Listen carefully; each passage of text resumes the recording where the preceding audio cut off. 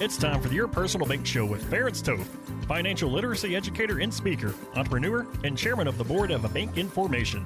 Take charge of your financial future with Your Personal Bank. Now here's Ference Toth. Welcome to the Your Personal Bank Show, and today we have a special guest, John Trahms. So, John, welcome to the show. Thanks for having me, Ference. So, John is, you're going to find out really quick why I invited him to join us. He's got an interesting story and works with us today now, but you live in Seattle currently, correct? Yep. Okay, awesome. Well, tell you what, John, why don't you just start off, tell us a little bit about yourself.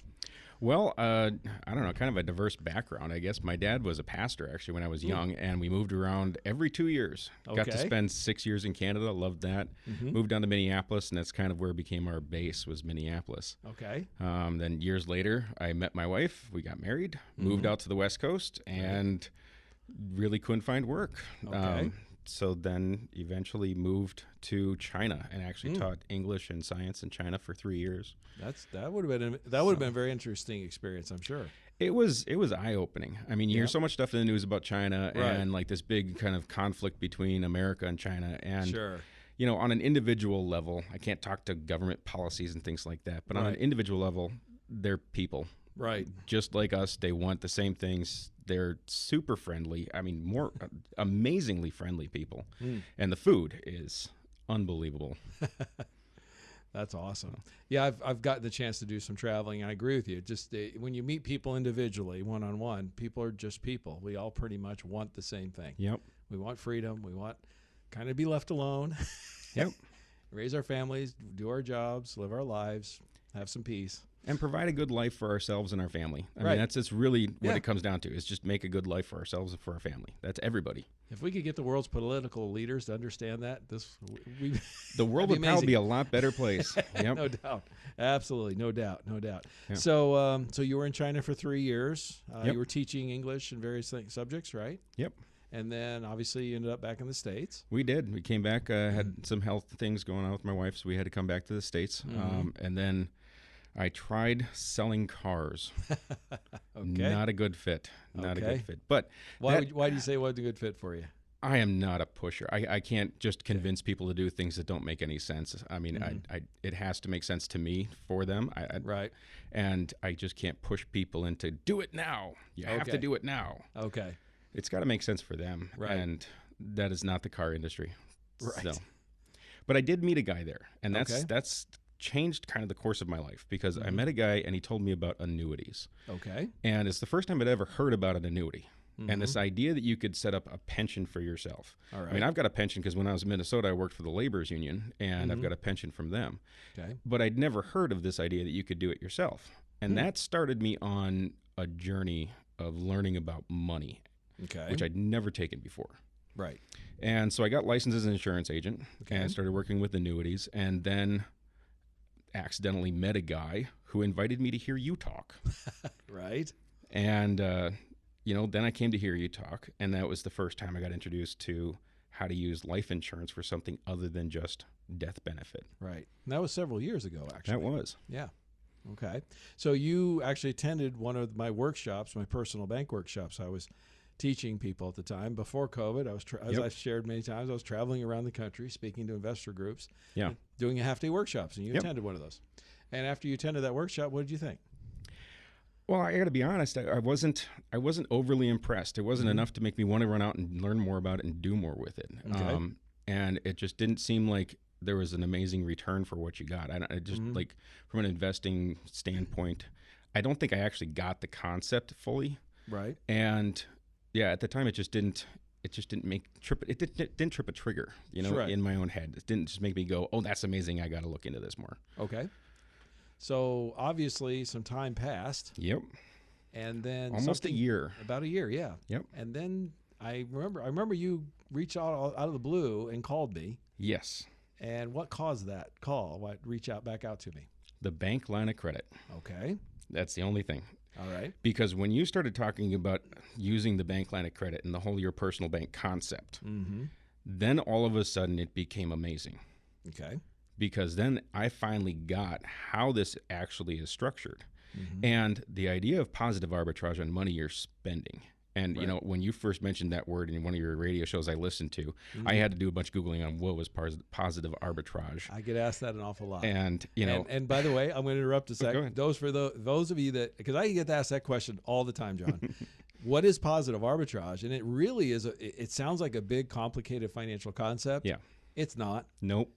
All it is, folks, is you're earning more than you're getting charged to use money, so you're keeping the difference. Yep.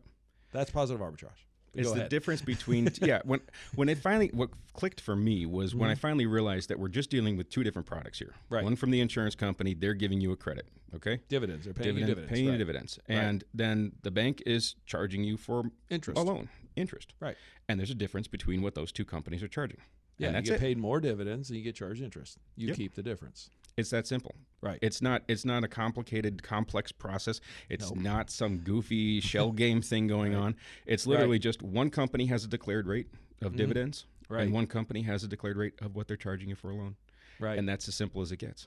And historically, those two, the amount of, I share this all the time with clients on the radio, everything else. The history of dividends that insurance companies have paid have been the 6% range plus. 7 to 8% is the norm. Yeah. We're in the low interest rate environment right now.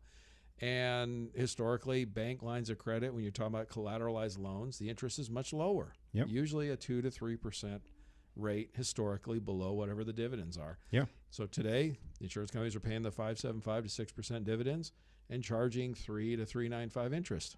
Yep. You're making 2%. 2 to 3%. 2 to 3. Yeah, you can get up to Range. 3. Yeah. Yeah, you can. And for someone who does investing, or even if you're using the money for retirement, I mean, where else can you spend money and have it working for you at the same time? I mean, you can go and invest in a house or something and, you know, then flip that or sell it, or you even get a return on it. Right. And the whole time you're fixing up the house or doing something with it, all of your money is still earning 2%. Right, or 3%. Or 3%. Yeah, 2.5%. Yeah. 2.5 is about, by the way, folks, 2.5 is probably the most common average. Yeah. But 2 to 3 is the range I see, depending on the amount of funds and all that kind of stuff. Yeah. And which banks we're working with and which policies we're working with. Well, we've got some new options with banks too. That's do. been fantastic. By the way, I'm glad you brought that up, John. If you missed last week's show where I interviewed Coastal States Bank, folks, go to yourpersonalbank.com.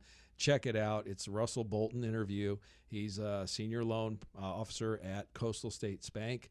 Listen to that interview. That will open your mind. It'll change your financial future. Yep. So thank you for bringing that up. Oh, no problem. I'm excited about it. I mean, Right. I'm excited about this now, and that's really kind of what I mean. It's been such a game changer for how I think about finances and how I think about finances for people that I talk to. It's an option that, you know, tax-free growth, to be able to use the money, to be able to gain that positive arbitrage when you're Right. using the money, Right. and, you know, access liquidity, tax-free income. I mean, it's Right. just There's also a benefit for long-term care expenses built yeah. in, and a death benefit in case something happened. I know. It's just and. It's just so many ands. And I think, like, talking to clients, they seem to, like, kind of in disbelief that there's this much that you can get all with one package. And And that brings up probably one of the other most common responses I get from when I first meet with somebody. I met with a gentleman yesterday, very savvy business owner. He's a radio listener for quite some time, and a very savvy money guy. And he says it sounds too good to be true. But when I laid it out and I showed him the particular company we chose are paying 5.75 dividends, that was the best fit for him. Yeah. And I showed him on their annual report last year. Historically, this company earns 9.5 to 10% profits. Yep. That's on their annual report. Even in 2020, which was a tough financial year, they made 8.3%. And as I asked this gentleman, I said, if the company is making 8.3% profit, can they pay you 5.75? Yep. He's like, yeah, exactly. So you got excited about the idea. Yeah. You're a numbers guy. You like crunching numbers. Definitely. You were telling me about one of your early situations where, for a friend, you started running some numbers and about getting 2 free cars, I think you said? Yes. Tell me about that. So I need from the fact that my family didn't have money growing up, I need to know for a fact that things work out. And so I have made so many Excel spreadsheets on this just to make sure that it works. Right. And one of the first things I ran was for a friend of mine, and he was just doing the whole Dave Ramsey where you save up money for your next car, pay cash for it, and then keep paying yourself basically the next car payment. And so I ran $300 a month. Okay. Which is about what he was putting away for his cars. Average guy. Right. And I ran it all until he kept doing the same thing, kept accessing the personal bank, for buying the next car. And I showed doing that all the way up to age 65. And by the way, in case you all missed it, like John was saying, when he said access the personal bank, he's putting money in his policy to grow dividends, and then he's accessing the funds from the bank line of credit and picking up the positive arbitrage. Go ahead. Yep. And so stopped paying on the life policy, called it paid up at age 65. Okay. And so he didn't have to pay any more into the life policy. Right. And he could still draw out because of that arbitrage situation going on with the bank line of credit. Right. He was still able to buy 2 more cars in retirement. There was that much extra money left over because of the positive arbitrage situation that it has. So in essence, he got 2 free cars in retirement. By doing this versus strictly the Dave Ramsey method. Yep. It's the Dave Ramsey method is great. Agreed. But I think 2 free cars on top of that is better. I think anyone would agree. I'm not sure anybody could argue with that. Right. So that was just a simple case of, $300 a month doing the whole car thing. Right. I mean, and again, so folks that are not confused when you were saying pay into the insurance policy, I like to refer it to more as you're contributing into the policy to grow dividends. You're not paying for death benefit coverage and various things. Yeah. It's not an expense, but like a lot of people think. Yep. It's actually an investment. It's a contribution. Yeah. To grow dividends. Yep. Right. And that's, I mean, you're not actually buying, because most people get confused and they're buying in life insurance. They're thinking about, I need to get how much death benefit for my family, and then how much is it going to cost me? And you never see those dollars yourself. I mean, the whole point of life insurance, traditional life insurance, is you never see that dollar. You're taking care of your loved ones. You're taking care of your loved ones. Right. But when you're... There's nothing wrong with that. No, but, and people need that. They need some coverage, obviously. Often do. But when you're talking about being able to use the dollars while you're alive... Right. Then it's not an expense. It's not a bill. Right. You're saving that money. You're producing an asset. Just like any other investment for that matter, where you're looking for a return. Yep. Exactly. That's awesome. So you guys, like I said, you can see John has had an interesting path. I would say maybe roundabout. But you can see how he kind of came to this conclusion. And we're going to talk to John more about what he's been doing, what he's been doing for clients also, and how he's been sharing this idea with folks literally around the country. This is a guy that's on TikTok, by the way, doing TikTok videos. Where would they find those if somebody was wanted to look? Just type in Insurance Foundations. Okay. All one word. Insurance Foundations on TikTok. So those of you have listeners or have some younger folks who might be on TikTok, like my girls are, they might want to check out John's video. So stay tuned in the next segment. We're going to share more. For more information on Your Personal Bank, feel free to contact Ference at yourpersonalbank.com.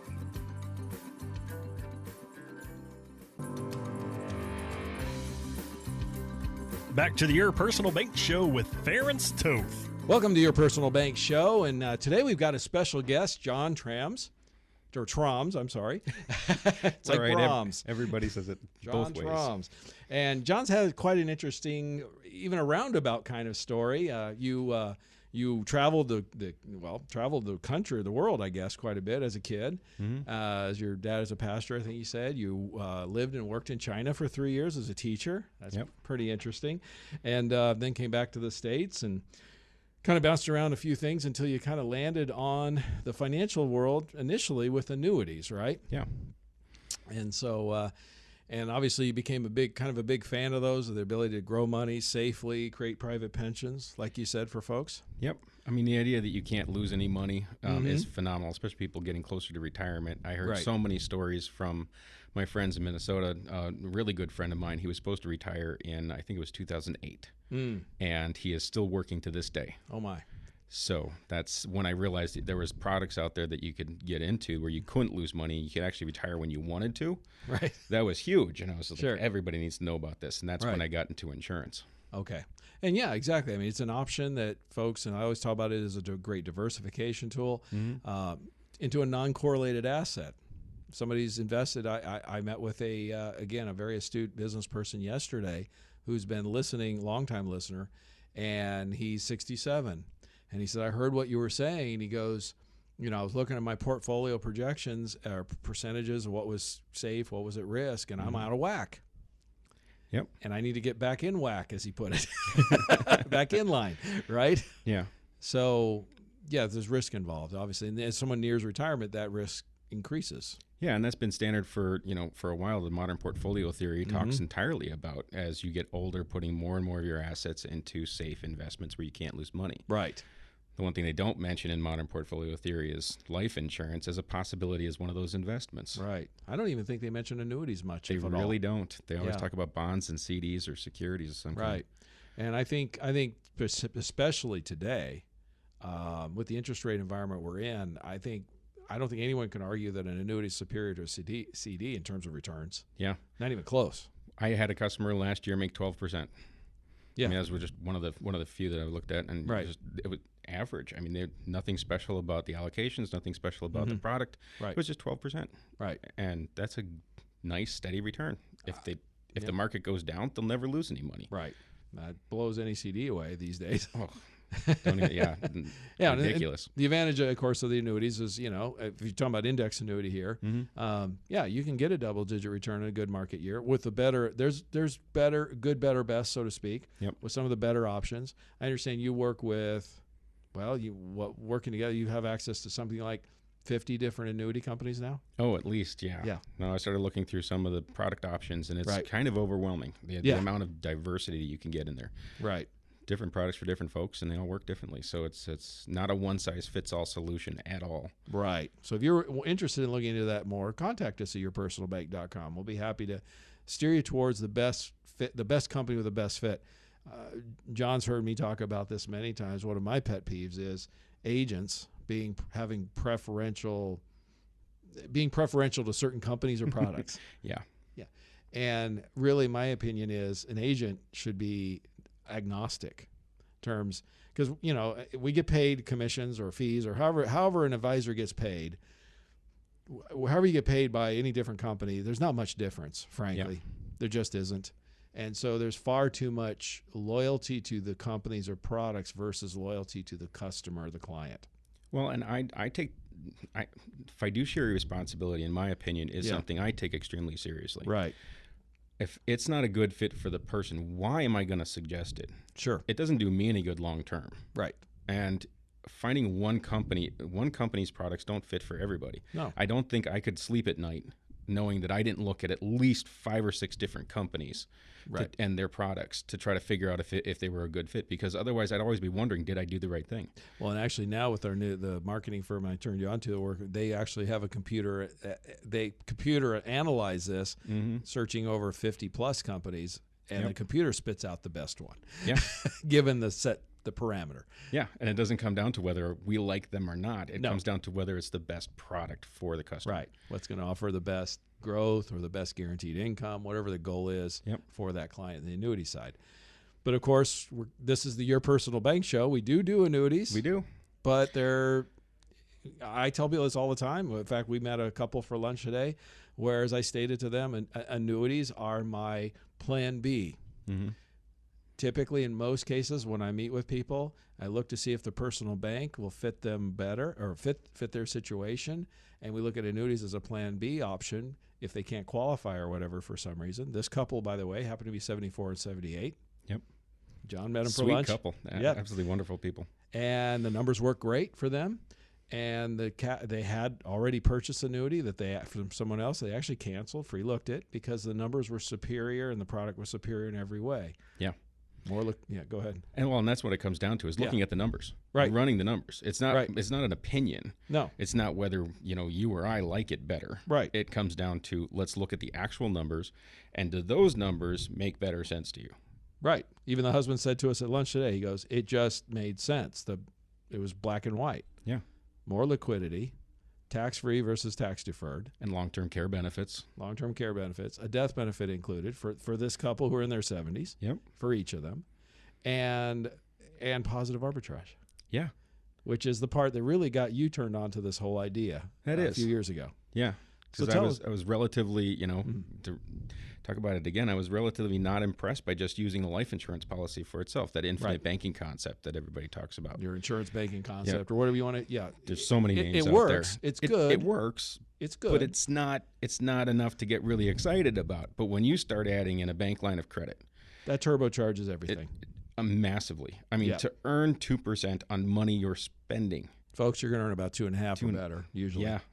I'm always like really conservative when I talk about numbers. 2 to 3 is accurate. 2 to 3. And with the new bank that we've got on board now, yes. It's 2 to 3% that you're going to earn, and running through personal finances or business finances even. I mean, you've got some customers that have been talking about running their business finances through this. Yes. And earning money on money you're spending anyway for your business expenses. I had an interview, and again, I'm going to, if you all missed it, the John Wartenberg interview that aired last week, go back to yourpersonalbank.com and listen to it. This is a business owner, gentleman, trader on the Chicago Board of Exchange, high-frequency trader for 6 years, now an entrepreneur, has been using this concept for over a decade before I met him even.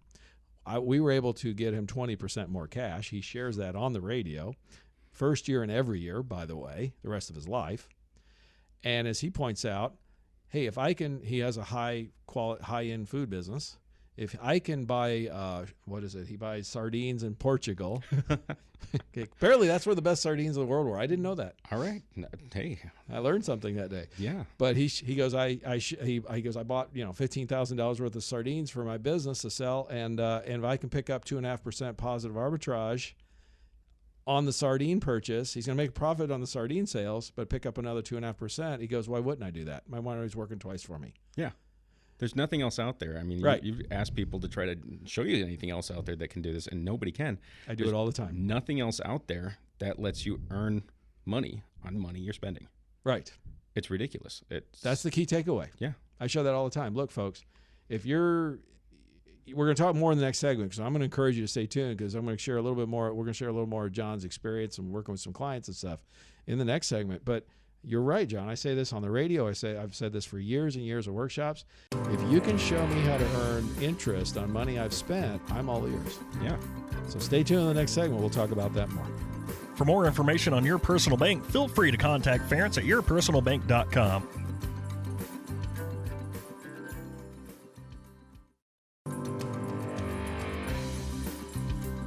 Back to the Your Personal Bank Show with Ference Toth. Welcome back to the Your Personal Bank Show, and we have a great guest today, John Trahms, and he has been sharing with us his story about, a lot of experience, traveling the world, teaching in China, then being introduced to the whole annuity world. Yep. And how they can benefit people, particularly folks looking for income or guaranteed retirement, things like that with some safety. And then being introduced to the personal bank concept. You initially weren't impressed that much.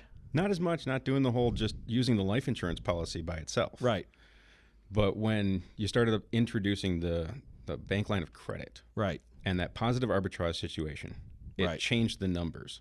Yeah. And I ran so many Excel spreadsheets trying to figure out this beforehand, and it just wasn't that amazing. But when you include the bank line of credit, I can't tell you the amount of difference it made in normal people's finances and what you could do. Give me a couple example or two of some folks you've worked with recently.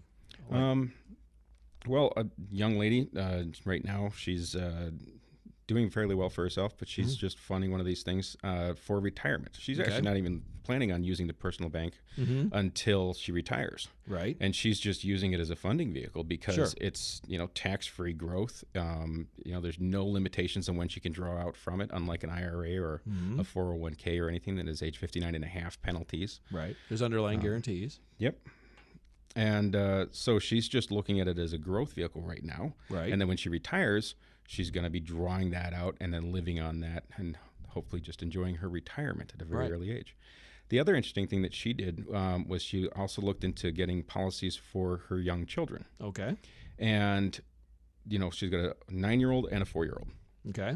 And she's just wanted to fund one of these for them as a benefit to them as they age. Right. Hopefully for them to use in retirement or even longer term for their kids, for their grandkids. Okay. And just running the numbers on that with the interest growth at the declared rate right now at 5.75, right, which is one of the lowest it's been in quite a long time. 26 years. 26 years. I think maybe it's longer than that. I know, but I know for sure the last 26. Yep.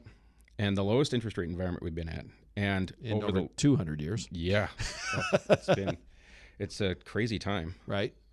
So over the life of these policies, putting in $100 a month is all she was looking at doing for her kids. Right. And putting $100 in a month over the lifetime, by the time they were age 65, they were going to be putting in somewhere around $75,000 total. Okay. Over those years. And by the time they retired, that was going to turn into somewhere around just over $400,000. Okay. 74,000, 400,000. With guarantees. That comes with death benefit. That comes with tax-free growth. It comes with long-term care for when they retire, and they can access positive arbitrage. They can use it. See, that's the thing I try to help people understand. I think, and you got it when you started looking at it. When you add positive arbitrage into the picture, you're now earning interest on money you spent. Therefore, it's a mathematical fact you'll have more money. Than if you don't use positive arbitrage. Yeah. Because if you just spend the money, it's gone. Right. But if you spend the money and it's earning interest for you, it's making money. It's just there's more money. There's more money. It's really just mind-blowing that there's just more money. It's just simple. There's more. Right. It's like you ordered cake and then they give you ice cream on top. And then they keep sending you ice cream in the mail. Every year. Yeah. You bought ice cream once. You bought cake once. Right. And they keep sending you ice cream every year. Right. For free. It's crazy. That's the power of positive arbitrage and compound interest. Yeah. And when you're combining those two things, and it's just two different contracts, it sounds like it's too good to be true, but it's just two different industries, the insurance industry and the banking industry. Right. And they have a long-term history of paying higher dividends, and the banking industry charges interest. Exactly, which puts you in that positive arbitrage situation, and then you've got more money. Right. I think I shared with you guys, one of the companies shared last 40 years history of dividend paid versus interest charged, and the dividends were higher every single month for the last 40 years, folks, except for 2 months. Yep. And those 2 months had happened to be equal. So that's a pretty good record. Yeah. That's a good situation to be in. Yeah. And there's backups, and there's so many different ways that this makes sense. Right. And I always run worst case scenarios, try to see if there's any way it could go bad. Right. And there's just so many different ways to correct a situation if it starts changing. Sure.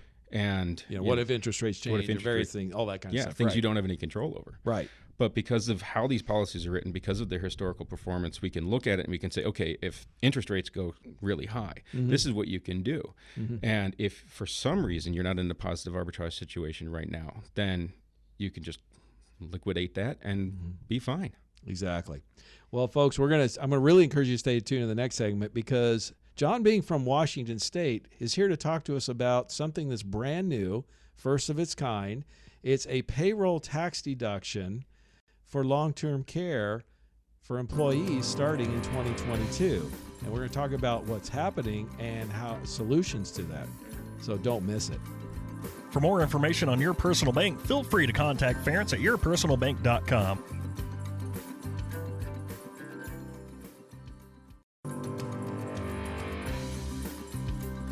Back to the Your Personal Bank Show with Ference Toth. All right, welcome back to the Your Personal Bank Show. We're going to wrap it up today, but we have had an outstanding guest today, John Trahms, and he has been sharing a lot of really good information about his background, history, how he kind of came around to the whole personal bank idea and becoming not only a fan, but actually an agent now representing and presenting to people. So, John, welcome to the show. Thanks for having me. It's been fun. Awesome. Well, John's also located in Seattle. Yep. And Washington State has sprung something that's new, and I'm going to tell you my personal hope is it doesn't spread to other states, but unfortunately it might. But it is basically starting January 1st, 2022, Washington State is going to start withholding for long-term care from paychecks, it's from folks' paychecks. A mandatory tax. On your paycheck. On your paycheck. Right. So tell us more about it. What's going on? Well, it appears, and they haven't got their final rulings out on exactly how this works yet, but it appears that they are going to be withdrawing 0.0059%. Or 5.8 or 5.8. Yeah, 5.8. I think it was 5.8. Yeah. But it's a really low number. But they're going to be withdrawing some money from everybody's paychecks. Okay. And it's going to be going into a fund that's supposed to cover some long-term care. And this is going to be mandatory. And this is mandatory. And you have to either opt in or opt out. All right. It's mandatory if you're an employee for a company. Okay. You don't really have a choice unless you already have long-term care insurance yourself. Okay. And then you can opt out of that payroll tax. Okay. If you're self-employed, you also have the option of opting out or in. If you opt in or out, it is a permanent allocation. So the bottom line is, if you're going to decide to be a part of this or not, it's permanent. You have to make that decision this year. For the rest of your working life, probably. Okay. And the deadline, I understand, to have something in place to have the option to opt out is November 1st of 2021. Is that correct? That's what I understand as well. Okay. And it's going to go into place in, like you said, January. And it is a very small number. Right. 0.58% is a very small number. Right. The problem is that it sets a bad precedence, I think it's a bad precedence, that the government can just sit there and say, okay, we think this is benefit that you should have, and you're going to pay for it. Right. The benefit, if you start looking at it, and we've looked at a lot of long-term care policies, and this is not a long-term care coverage solution in any way. What are the benefits? The benefits are $100 a day for 1 year, so $36,000. 36 total? Total lifetime benefit, $36,000. That's nothing. It's nothing. $100 a day, and they say nothing. It goes for meals and for maybe an in-home care. $100 for someone to show up to your house basically covers 1 hour of them coming to your house. Right. And not even meals. And if you look at the cost of health care today, if you actually have any health care needs, $100 a day for 1 year is not going to help really anybody. It might get you some more food. I don't know. I'm not even sure what it gets you. Next to nothing. Yeah. As far as a benefit. Yeah. So you're going to pay for this, have this taken out of your paycheck. You're going to, if you do need long-term care at some point down the road, you're going to qualify for this benefit. I guess you'll have to be a Washington resident and retire in Washington State. That's what it sounds like. Right. So if you retired and left somewhere else, you're out of luck. Yeah. Even though you contributed in your working lifetime. Yep. And they did have provisions in there for never paying back in case you did opt out or in case you did, So if you paid into this, it's gone. That money's just gone. Yep. It's gone. Okay. And whatever benefit you do get, you're talking about $36,000 total. Yep. Like $100 a day. $100 a day. So the solution to, the other part isn't it, like you said, the amount is, could that change how much they take?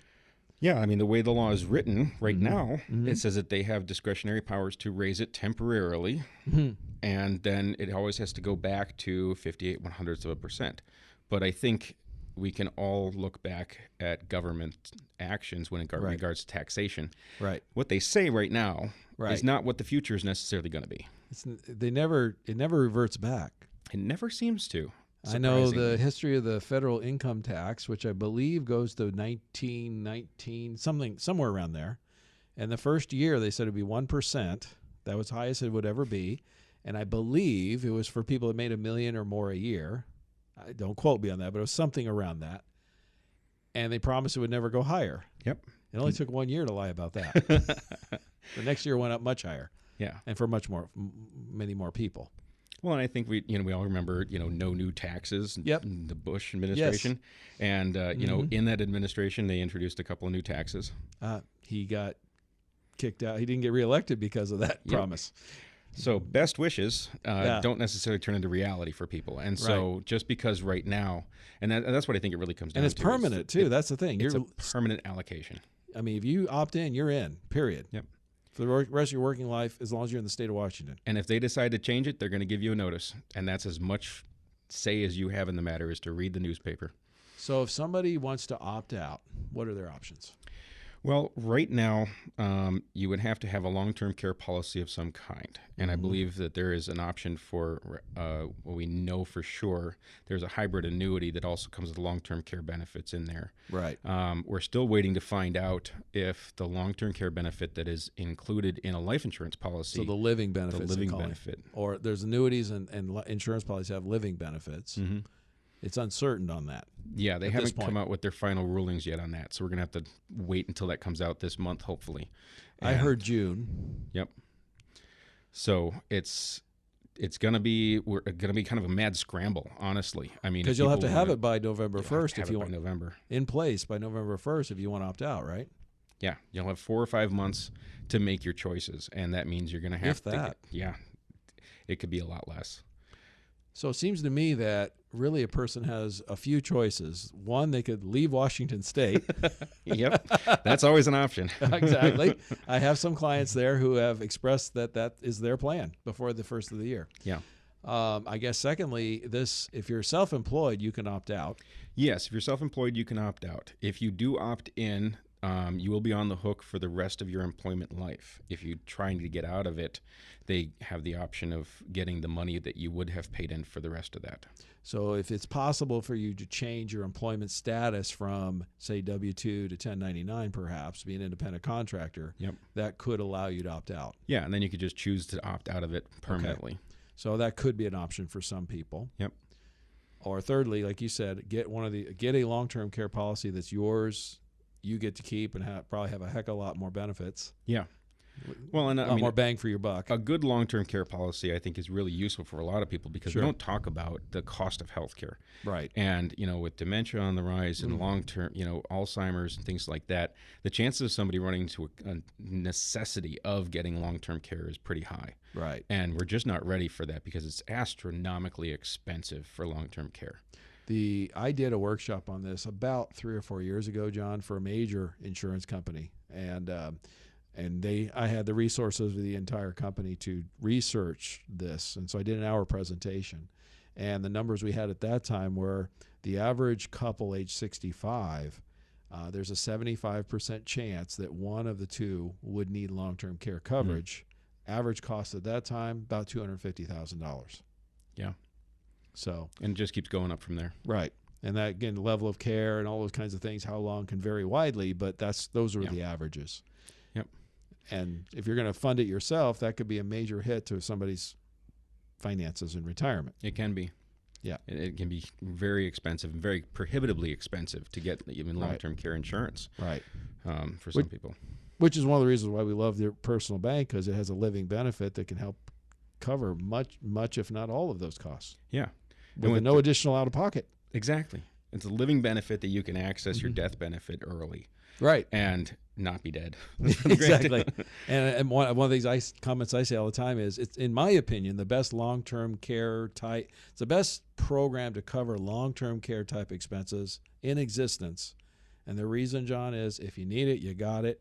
And if you don't, you didn't pay any extra for it. So what could be better than that? Yeah.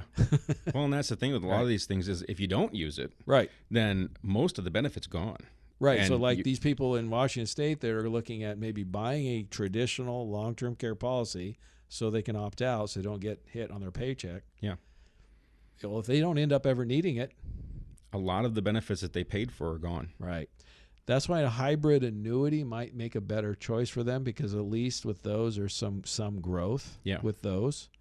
And at this point, we've been told by legal departments that fits for the exemption for Washington State. Yep. So that might be a better option than a traditional long-term care policy for somebody. Yeah. Probably the best thing to do is contact us at yourpersonalbank.com. John will be happy to run and compare the numbers and the options. But frankly, our hope is that they accept living benefits. We're hoping they do, because that would open up a whole new world for a lot of people, and then they could take advantage of your personal bank situation, and all of it would be included in one package. We get the growth, the tax-free, the positive arbitrage, everything. That would be the best solution. That would be the best, no question. So we'll cross our fingers and hope that comes through. So I'm going to encourage everybody, if anybody in Washington State or know somebody in Washington State that might be in that position, we're going to be on top of this. We have folks on the ground, John, one of them, in Washington State we'll be up to speed on what is available and what the best options are. There's going to be 2 or 3 options available. Yep. We should know this by sometime in June, maybe hopefully before the end of June, and we'll be able to help people out. Yep. It's just something to keep track of, especially since it's new. No Right. one's ever done this before. So we don't know long term what government's going to mandate on things. Right. And so it's kind of.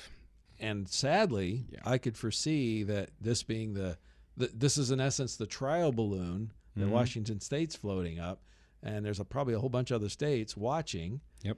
And we probably all know which states they are. Yep, we could probably list them. If you looked at a political map, they're probably painted blue. Yep. Right?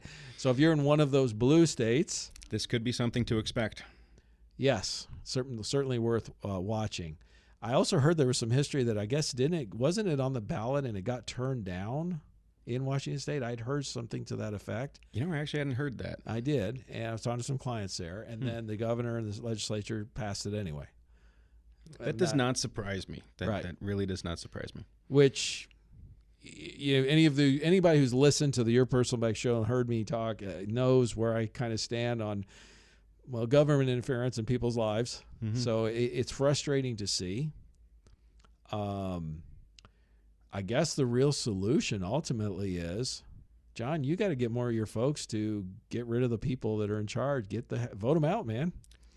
I'm doing what I can. Yeah, we're trying. We're trying to help steer some things. the folks that are willing to impose taxes on you. Well, what was it? Don't we have a history of like throwing tea in a harbor for taxes? There was something about that. Yeah. I remember from history class. Yeah. I think there's something about taxes. Yeah. Taxation without representation. Oh, yeah. Do you feel represented by your state government? Not necessarily, especially Yeah. not in the form of taxes. Yeah, exactly. I guess. Yeah. Maybe we need another tea party. Hey, you have a bay? They're up there in Seattle. We have a wonderful bay. Puget Sound. Wonderful. You guys need to toss some tea in the bay. Do something, right? Yeah. In the meantime, we'll just try to stay on top of it and offer the best solutions for folks. Yep. And that's all we can do. Any last thoughts you'd like to share with us, John? It's just I love being here. I love working with you in this. I love the options that it gives people. Normal people don't normally feel like they have an option for making their lives better. Right. And I think doing all of this research that I've been doing personally in the last couple of years has just opened up my eyes to the reality that we do have options. Right. People have options. You need to know about them and set them up correctly. We are still in a free country. We are still in a free country. And you can do this. You can Right. change your life. You can change your kids' lives. You can change your grandkids' lives. Right. And the options are there, but you need to know who to trust to set it up correctly. Because a lot of people talk, Right. but it doesn't work out in the numbers. And I know a lot of people have looked at some of this stuff before, and it doesn't really work. But you and I have both worked at this, and we run the numbers, and it works. And we'll put them up against anybody's. Yep. No problem. As always, thank you, John, for joining us. Thanks for having me. As always, stay tuned to the Your Personal Bank show. And for more information, contact us at yourpersonalbank.com.